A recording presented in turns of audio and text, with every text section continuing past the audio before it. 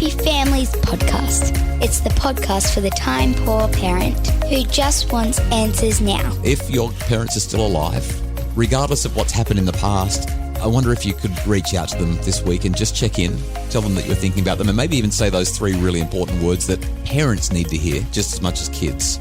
Let them know that you love them. And now here's the stars of our show, my mum and dad. There's just something about Friday mornings that feels fantastic. I love Fridays. It must be the anticipation with curbside pickup happening on Monday that you're going to be emptying the garage and mowing the lawns and blowing the leaves. I'm sure that's what it is, isn't it? I won't be blowing any leaves off the roof this week. I'm glad. I'm very excited to use my new blower though. I am too, if it keeps you off the roof. And I'm so glad that I got a new blower and not a new back. I am too. I'm very glad. We should introduce ourselves for those of you who are new to the podcast. I'm Justin. And I'm Kylie. And we're the parents of 6 daughters. I'm the founder of happyfamilies.com.au and have written a bunch of books about how to make your family happier. You can find out more about all that at happyfamilies.com.au. Today, our favourite episode of the week, every single week. We love this one.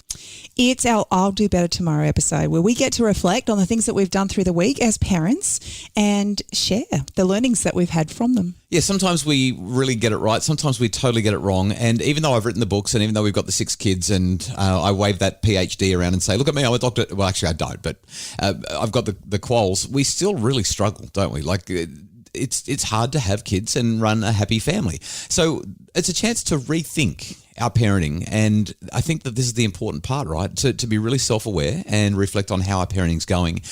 What we always do before we share our wins or our struggles from the week is we dive into your little wins with your little ones and we give away a prize. Say that faster. Little wins with little ones, little wins, little ones. All right, stop showing off. Last week we did the tongue twisters. I've been thinking of more, but I'm not going to put you through it this week. That was fun last week, although I did listen to you on 1.5 speed. You sounded like you really did it well on 1.5 speed. Yeah, I did. Let's just leave it at that. Little wins, little ones. This week, our winner of the Happy Families A5 posters, the 12-pack of all of the posters of some of my Justinisms, the stuff that I say to help families be happy, like happy families don't just happen and be where your feet are, is Kate Hopton. Congratulations, Kate. This is what Kate told us about her little wins with her little ones. My little 7-year-old ballerina had a meltdown on Sunday regarding her ballet lessons and an upcoming exam. Using some of the strategies from the Little People Big Feelings Summit, we navigated the emotions and managed to happily go and enjoy ballet on Monday. She decided even though it's tough, it's worth doing and that anxious thoughts pass. She doesn't want to miss doing what she loves. We're so proud of her. Yeah, great story. Love hearing that. Kate, by the way, participated in the Little People Big Feelings Summit that was a few weeks back. That is not available anymore. It was a one-off, but we may make it available later in the year. So if you do have little ones and they have really big feelings, we'll give you some more info about that down the track. Well done, Kate. Thanks for sharing. Every Wednesday, we have Little Wins Wednesday on Facebook. That's where you get to share your little wins with your little ones with us, and hopefully you'll be able to score one of those A5 poster packs as well. So Kylie, I'll do better tomorrow. Why don't you go first today? Have you done well, or do you need to do better tomorrow? Are you going to celebrate a success, or has there been a bit of challenge? I can tell from the look on your face that this is going to be an interesting one. Well, let's just put it out there from the very beginning that you actually left me. You were away. I'm on my own. I'm doing this all by myself. Okay, so so we're all clear. One of the realities of the life that we live is that because I spend time helping other people to make their families happy, sometimes I leave you to make our family happy without me. Yeah.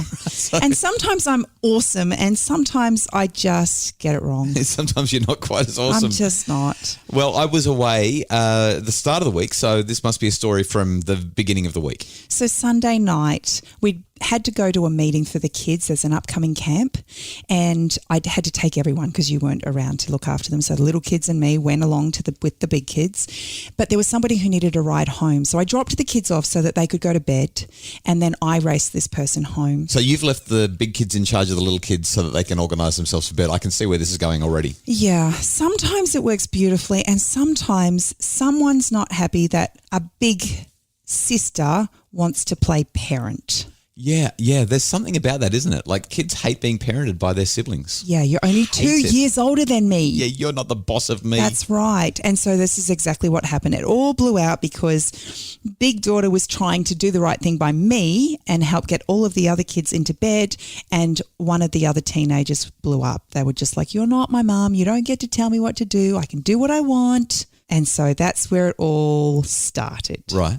So I walked in after getting a phone call to say, how far away are you? Things are not going well. Yeah. You don't ever like to have those phone calls. No, and they kind of, when you get a phone call like that from one of the kids, you walk in the door ready for action. Yes. And it's not the kind of action that's usually positive, right? You're in there primed for a fight. Yes. Well, then the whole neighbourhood could hear our house that night. There were 2 children who were very, very loud. We need to buy an acreage, seriously. Yes, we do. But based on the phone call that I'd received, I made an assumption about what was going on. I didn't take any time or thought to kind of check in and find out what had happened. I just took the information I had. I came in, caught the emotion of the moment. All guns blazing. All guns blazing, laid down the law and sent everybody to bed. Did you think to yourself at that point, nailed it? No, I didn't. Because what parent ever does? No, I didn't. I went to bed and I was just fuming that I couldn't leave the children for half an hour, for goodness sakes, without something falling apart. And damn it, I know better. And they're big enough to actually get this right.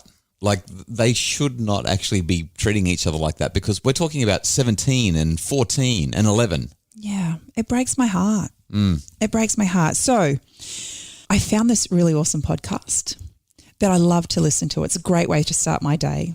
Yeah, which one is it? It's our one. You listen to our podcast. It might be. It might be. Okay, I do too. I need the reminders. And that's exactly it. I love listening to it because it reminds me of who I am and who I want to be and what I need to be doing. Yep. Well, unfortunately, I had to eat my own words come Monday morning. What was Monday? Fight Club. Fight Club. Oh, if you haven't listened to our Fight Club, that is poetic. That is so good. So if you haven't listened to Monday's episode on Fight Club and how to deal with sibling rivalry, you can listen to Kylie. You might want to listen to Kylie's words because it wasn't even you who was dishing out the advice. It was me. It was so bad. And then just to make, add salt to the wound, come Tuesday, how to deal with teenagers and their attitudes. Oh, dear. Oh, that's so good. So you've lost it on Sunday. Taken all of the wrong advice from the wrong child. I'm assuming that you got it wrong there. And then you've blown up at all the kids. And then Monday morning you've heard how you're supposed to deal with sibling rivalry from your own mouth. From my own mouth. That's exactly right. And did you do it? Oh, gosh. So Monday came and the child who thought that she was hard done by refused to go to school. Literally, hands down, refused. Outside of me picking her up and physically putting her in the car, there was no way I was getting her to school that day. You can't do that with a 14-year-old. They get to a point where they know that you can no longer carry them to the car. And she knows. Yeah. So I just decided that knowing her and her personality, I just needed to give her time to digest what had happened and work it out in her head before I could even venture to have a conversation. Yeah, because big emotions, low intelligence, right? High emotions, low intelligence. So you got to wait till everyone's calmed down. So luckily I had a day at home and I just got on with my day and, she worked on schoolwork. So she was doing the right thing, at least there. And at one point I just said to her, I said, that at some point you are going to have to talk to me about what happened last night. I said, you can't have a day off school and not deal with what's going on. And she said, I know. But I was getting these one or two word answers to anything that I put in, in front of her. So this is really important though, because as a take home message, yeah, you might blow it, but regardless of whose fault it is, there has to be a repair, there has to be a reconciliation, and we've got to discuss boundaries. We've got to review what happened so that we can hopefully not go through it again and again. So yeah, it's a I'll do better tomorrow story where you blew it. But it's important that we get to that next step, which is obviously what you've done. So what happened? It took half the day. It was after lunch where she finally came and she said, hey, Mum, I'm ready to talk. And I said, awesome, let's sit down. And at that point, it became very clear that she must have had a conversation with you because she was ready to apologise. I might have encouraged her to do that on the phone. So she sat down and she apologised, and she told me that she recognised that what happened last night was completely out of line, that she had lost her control and that she had dealt with things in a really, really poor way. I was able to then acknowledge that I had done pretty much the same thing that she'd done for a completely different reason. I'd come in, I justified my emotion based on what was in front of me, and I'd made assumptions that were clearly wrong. Yeah, that's so important that parents are willing to do that, and I think that's great. Let me share something with you that I think every parent needs to hear, and that is that quite often we behave in ways that are simply unacceptable, and we say that we did it because our child behaved in a way that was completely unacceptable. But if we were to remove the child's behaviour from the context, if we saw another parent behaving the way we behaved, we'd probably be a bit judgy about that behaviour. We'd say, oh my goodness, that parent is out of control. That parent should know better. It doesn't really matter what the kids do. No parent should be acting like that. And the only reason that we behave the way we do, we justify our behaviour based on the behaviour of the child. But you know what the child's doing? They're justifying their behaviour on ours. Mm-hmm. And we actually rely on one another. We make a pact with one another that we're going to treat each other badly because it's the other person's fault. It's just so critical that we've got to stand above that and do better. And I love the fact that you've had this conversation. So all's well that ends well, right? Yes. Right. Until next time. Oh, no. Don't leave us. No. I don't like leaving you. I have to be honest. It's the hardest part of doing what I do is packing up to leave. I mean, I joke about it. I'm going to go and make other people's families happy now, but it's so hard to leave. Hey, thanks for sharing that. That's a tough story. Maybe our podcast could be helpful for helping our family to be happier as well. I think that I need to put Fight Club on repeat. Right. Just yeah. All right. Well, we'll link to it in the show notes so it's easy for you to find as well. Yes, awesome. And if someone else is dealing with sibling challenges, hopefully it will be helpful for them. That was Monday's episode. Thanks for sharing. In just a sec, I'm going to share my I'll Do Better tomorrow. It's the Happy Families Podcast. Imagine a home where discipline got results without anyone having to feel bad or in trouble. The Do's and Don'ts of Discipline is a webinar to help parents set limits with love, compassion and humanity. Find it now at happyfamilies.com.au/shop. It's the Happy Families Podcast, the podcast for the time-poor parent who just wants answers now. And I'm super keen to hear what your I'll Do Better tomorrow is, because I've had a really tough one. So I really loved your story, and I'd love to just spend more time unpacking that. But I know that the deal is that we each share something. Normally we talk about parenting when we're talking about I'll Do Better tomorrow, but this week I've had a really big week with work. At the beginning of the week, somebody said, "Oh, it's easy for Justin. He's a professional parent." But I got to tell you, it's really hard to be a parenting expert and to apparently be awesome with your kids, because every now and again we have those weeks where I'm just not home. I've been down in New South Wales. I've been traveling all over Queensland this week, and have literally. I mean, I hate to confess this, but I literally haven't had a single night in my own bed this week, which means that I haven't woken up with the kids, and sometimes the parenting expert doesn't actually see the kids, and it's really easy to be a parenting expert when you don't have to do the parenting. So that's not actually my I'll Do Better tomorrow, but that's the reason that I don't have a story to tell about the kids. But something else happened this week that is all about families, and it's really affected me. So late last week, I got a phone call right before I was about to stand on a stage in front of a couple of hundred people to give a talk about making families happy. It was my mum, and she was very, very emotional, like hysterical kind of thing. I don't like to say that my mum was hysterical, but she was off the scale, upset. And my dad had collapsed. He had a heart problem. He'd called the ambulance, and then he'd call mum, and he literally said, "I'm dying. I think I'm dying. You need to get home now."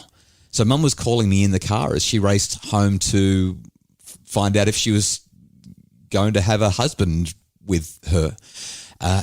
He survived. I'm so grateful that he survived. But I chose to take the opportunity while I was shooting down to Sydney for a client. I went down early and I spent some time with my parents and just got to spend sort of a half a day with them to check in on them and make sure that they were doing okay. Turns out that he had pulmonary embolisms, which are clots in the lungs and in the legs and in the shoulders. He's got a whole lot of blood clots in his body, and he very, very nearly died. The doctors think that he had a heart attack in association with the blood clots, and somehow he pulled through. 2/3 of people die within 2 hours of this happening, and somehow he survived.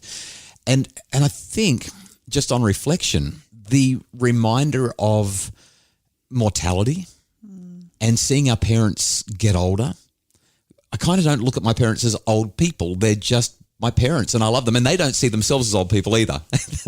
and realistically, they're not. They're not that old in the scheme of things.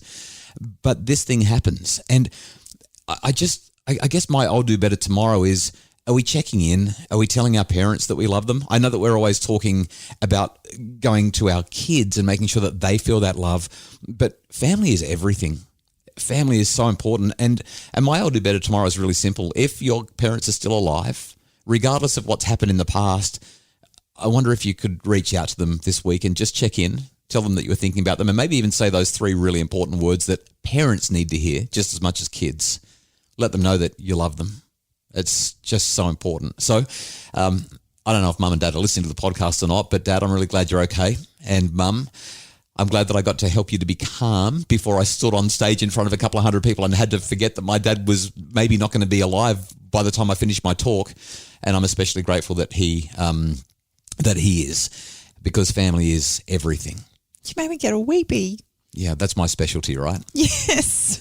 Well, we really hope that you enjoyed the podcast. Thank you so much for listening. We're grateful for every single person who listens to what we share, and we hope that it makes a difference in your family, makes your family happier. Please, if you do enjoy the program, jump onto Apple Podcasts and leave a rating and review. Those 5-star ratings and reviews help other people to find out all about the podcast and make their family happier.